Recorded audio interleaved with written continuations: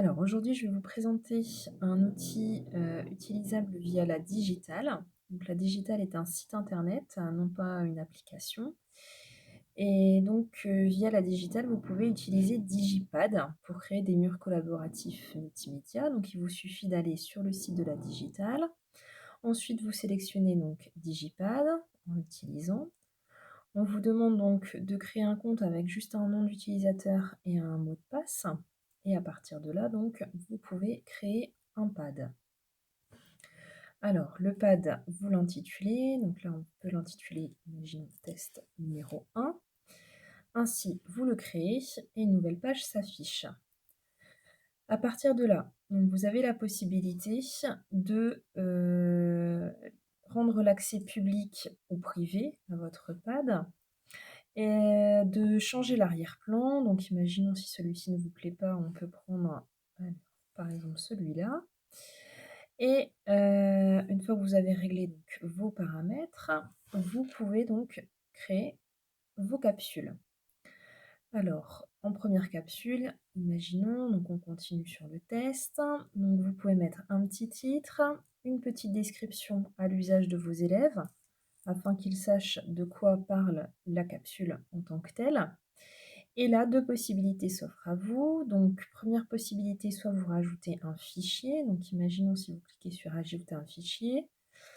Vous pouvez donc prendre par rapport à vos fichiers utilisés. Alors, prenons par exemple le cours 2021. Et à partir de là, donc, vos élèves ont accès tout simplement aux fichiers que vous mettez donc à disposition.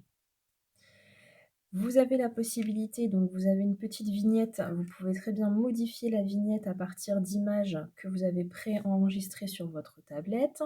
Comme mon cours parle de la Méditerranée antique, je peux mettre par exemple l'organigramme de la cité d'Athènes, l'organigramme politique, et à ce moment-là, vous validez.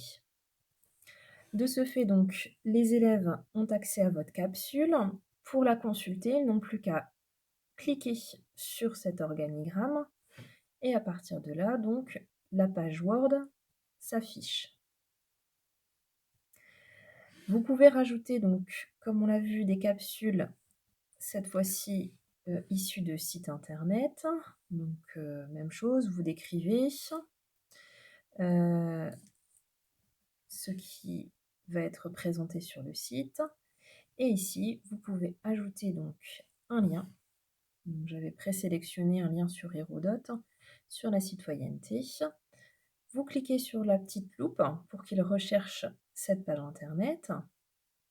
Et à ce moment-là, vous avez donc la visibilité sur ce que les élèves pourront consulter sur ce site et sur la page copiée. Même chose, même principe. Donc là, une petite vignette est proposée. Vous pouvez modifier la vignette si celle-ci ne vous convient pas. Et vous validez. Ce qui vous permet donc d'avoir différents documents. Vous pouvez rajouter donc aussi bien des pages copiées d'internet, des pages donc par exemple du livre scolaire, donc de différents manuels numériques ou même des vidéos.